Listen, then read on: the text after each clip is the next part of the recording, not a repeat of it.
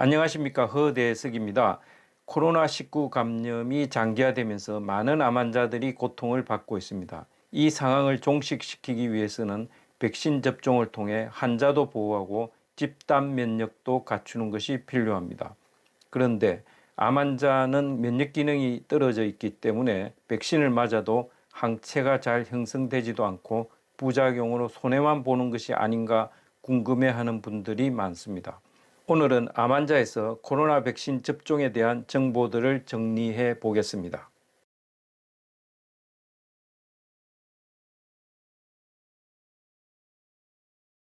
암 환자가 항암 치료를 받으면 면역 기능이 떨어져서 코로나 바이러스에 감염될 위험이 더 증가하는 것이 아닌가 우려했으나 금년도 2월 미국 암학회에서 발표된 뉴욕 지역 병원의 통계 자료를 보면 항암 치료를 받은 암 환자와 치료를 받지 않은 암 환자를 비교했을 때 항암 치료를 받고 있는 암 환자의 바이러스 감염 비율이 치료를 받지 않는 암 환자와 비교하여 35% 낮게 관찰되었습니다.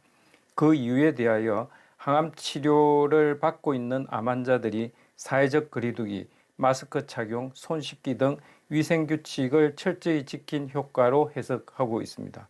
확실한 것은 암 환자가 항암 치료를 받더라도 바이러스 감염 위험이 더 증가하지 않는다는 점입니다. 그러나 일단 바이러스에 감염이 되면 암과 같은 기저질환이 있는 만성질환자에서 사망률이 높다는 것은 널리 알려져 있습니다. 중국의 자료에 의하면 건강하던 사람에서 바이러스 감염으로 사망할 확률은 0.9%인데 반해서 기저질환으로 심혈관 질환이 있는 환자에서는 10.5%로 사망률이 상승하고 암 환자에서도 5.6%로 높게 나타나고 있습니다. 유럽에서 보고된 52개 연구를 종합한 논문에 의하면 1만 8천여 명의 암 환자를 대상으로 조사한 연구에서 코로나 바이러스에 감염된 암 환자 중 25.6%가 사망하는 나쁜 결과를 보고하고 있습니다.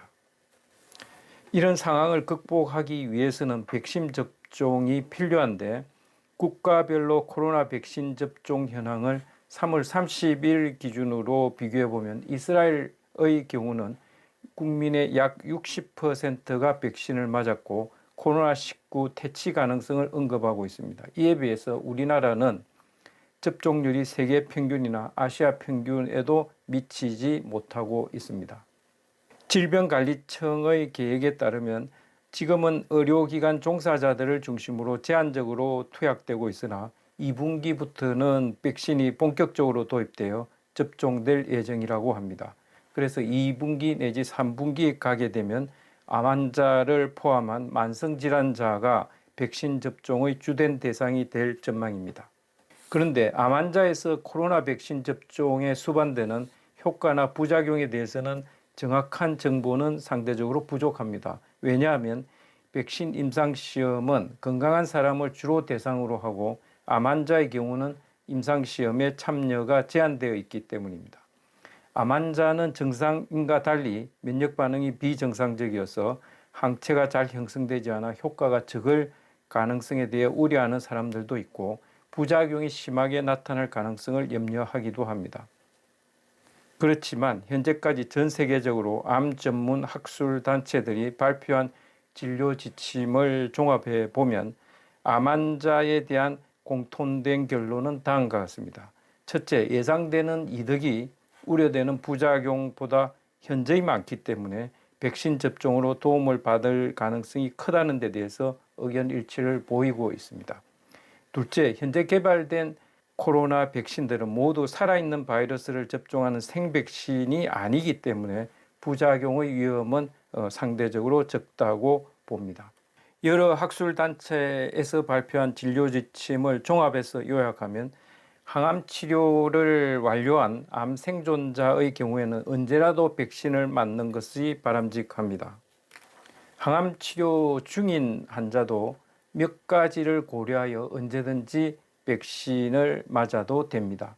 권고사항을 요약하면 수술 환자의 경우에는 수술 날짜와 겹치지 않게 백신 투여 날짜를 조정하는 것이 바람직한데 그 이유는 수술과 백신 접종이 동시에 이루어질 경우 환자에서 이상 증세가 발생했을 때 그 원인을 분석하기 어렵기 때문입니다. 특히 비장절제술은 2주 정도의 차이를 두고 시행하는 것을 권고하는데 비장을 절제할 경우 면역 기능이 저하될 수 있어 수술에 따르는 면역 기능 변화에 적응하는 시간이 필요하기 때문입니다.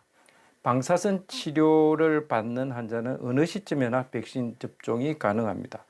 항암제를 투약 중인 환자는 종량의 종류나 항암제의 종류에 따라 몇 가지 고려할 사항이 있습니다. 대부분의 암 환자가 속하는 고형암에서는 세포독성 항암제, 호르몬 치료제, 표적 치료제, 면역 항암제 등으로 항암 치료를 받고 있더라도 백신 투약이 가능합니다. 단지 고려할 사항은 세포독성 항암제를 투약 중인 환자에서는 항암제 투약 시기와 겹치지 않게 3주 사이클이면 중간점에 백혈구나 혈소판 수가 충분히 회복되었을 때 접종하는 것을 권고하고 있습니다.